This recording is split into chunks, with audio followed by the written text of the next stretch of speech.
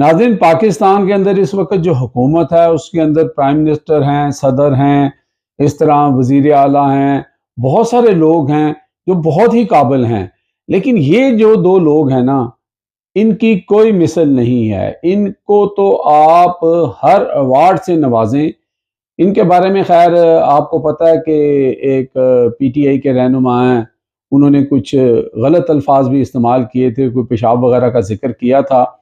तो हम तो खैर उस तरह की बात नहीं करेंगे, लेकिन इनको अवार्ड ज़रूर मिलने चाहिए। जो हमारे वज़ीर दाखिला हैं और उनके साथ ये जो मासूफ बैठे हुए हैं, ये आईजी इस्लामाबाद हैं, क्योंकि इन्होंने एक ऐसा कारनामा सर अंजाम दिया है जो शायद रहती दुनिया तक लिखा जाना चाहिए कि जनाब ऐसा भी हो सकता है।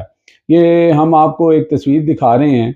ये तस्वीर आप देख रहे हैं कि ये एक लाहौर के करैक्टर हैं और इनका एक बाजू नहीं है और एक बाजू से ये बड़ी ज़बरदस्त बॉल करते हैं।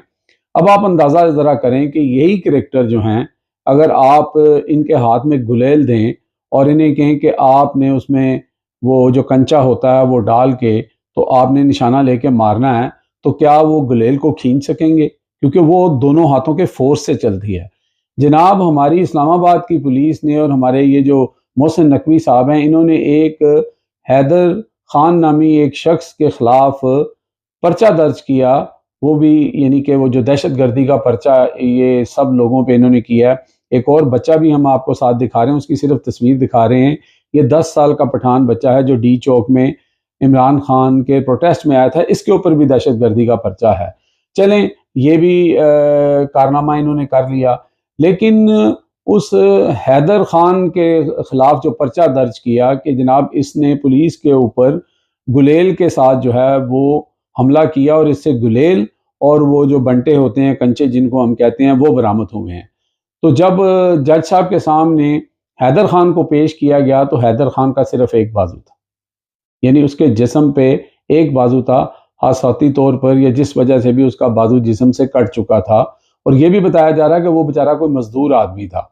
तो वहां पर जब पेश किया गया तो जज साहब ने कहा कि यार कोई शर्म करो, आप लोग किस तरह का कानून चला रहे हैं, आप किस तरह कानून को मजाक बनाया हुआ आप लोगों ने ना कोई इन्वेस्टिगेशन की ना कुछ की। कम अज कम इसके ऊपर पिस्तौल ही डाल देते, कोई इसके ऊपर रिवॉल्वर डाल देते कि गोली तो ये चला सकता है, ठीक है, या एक पत्थर तो मार सकता है, गुलेल इसने किस तरह चलाई मुझे ये साबित करके बताओ। तो फिर वहाँ सारे वो जो इंस्पेक्टर साहब थे वो भी मुंह लटका के खड़े हो गए और शर्मिंदा हो गए। तो जज साहब ने उसको उस केस से बिल्कुल बरी कर दिया और उसको घर भेज दिया। ये है जनाब हमारी फॉर्म 47 की हुकूमत, ये है उनका कारनामा।